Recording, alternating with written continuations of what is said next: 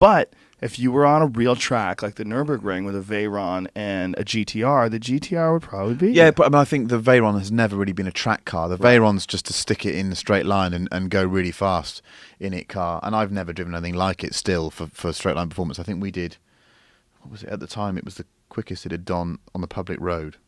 We borrowed one in about 2006, and we had the car for a day. That's the way it worked. You could borrow the car for a day, and Julius Kruter, hello Julius, he was the guy that sort of managed the loan.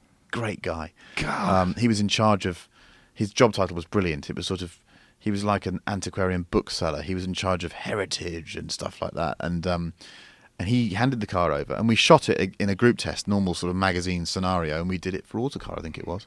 And we had an R8 and some other stuff, and we did some bits and bobs. And then the shoot finished when the light faded, but we still had this car.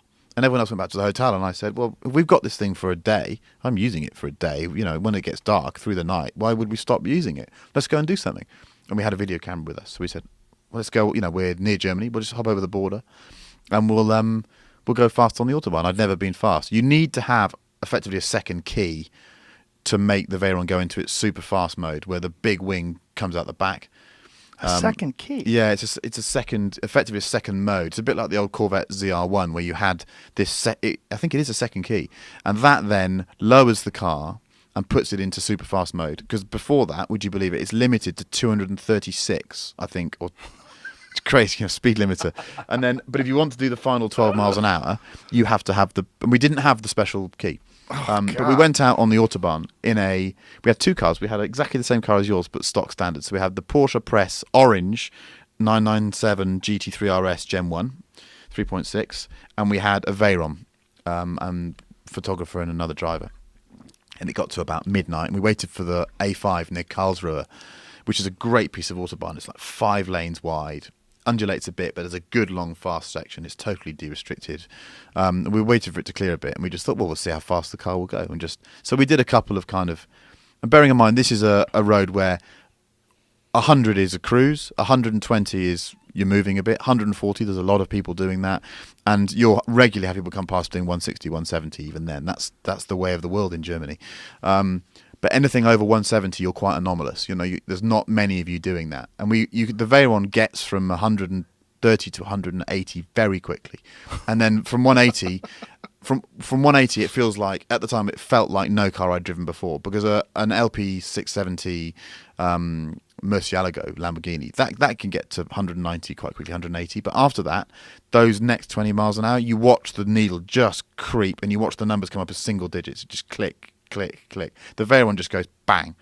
So we did a couple of runs where it just hit 200, and I thought, well, that's quite interesting. So let's see how fast we can go. So we put a camera in it, and this did a lot of hits on YouTube, I remember. And we just went and see how fast it would go, and there was still traffic out on the road, and we did 227 in amongst all these other cars, and I just kept my foot pinned for a bit longer and just kept it going. And the Porsche, your car was behind us, following as a sort of a. Yeah, it was like a support car, really, to make sure everything was all right, and had a camera on the front of it, I think, and we had radios, and I got so far ahead of it, and he was doing I remember we stopped. The Porsche was really, really hot, and we stopped at the next services, and I was really frazzled because I'd not been that fast on the road before, and everything looks different. You know, you do tunnel in a bit on the sides. You have to be very, very careful. The car does start to wander a little bit. You pick up cambers. Everything just behaves a bit differently, and you have to have your wits about you, more than I thought. I thought you just put your foot down and go. And I'd done 200 many times before, but the extra 27 miles an hour was like entering a new zone. And it was amazing to talk to someone who'd been driving then one of the fastest sports cars on the planet, the GT3 RS, and he just said, you went out of sight. We couldn't see you. You got so far ahead that it was like you were in a different type of vehicle altogether. You just went. You might as well have been in an aircraft. Time machine. Yeah, it was mega. And after that, I suppose there were a lot of people at the time just saying it's not a McLaren F1, it's too heavy, it's not fast around a track, it'll eat its brakes. But when you've done that speed in one, in traffic, and then felt the way it stops, felt the way it responds, you do have some respect for the car. You do. And I think you create an emotional bond with it that you can't really relinquish. Okay, we're ready. Yep.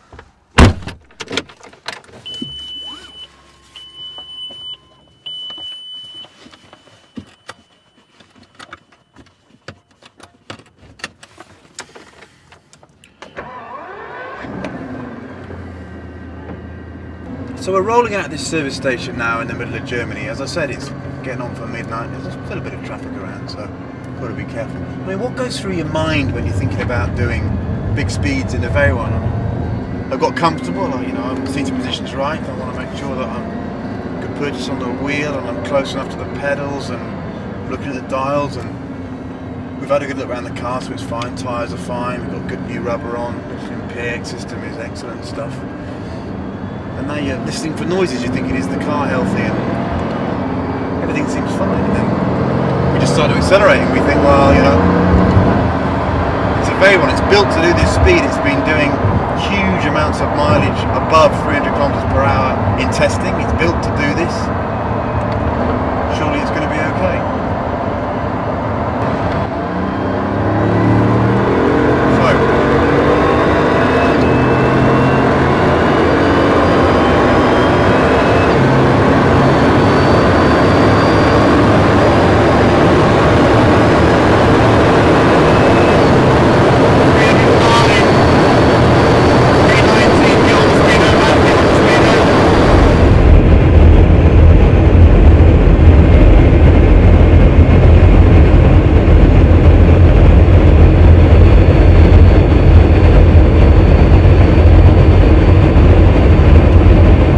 They set out to create the ultimate speed machine, and they've done it. It makes every other supercar seem, well, boring to me, because none of them can do this, none of them can do this.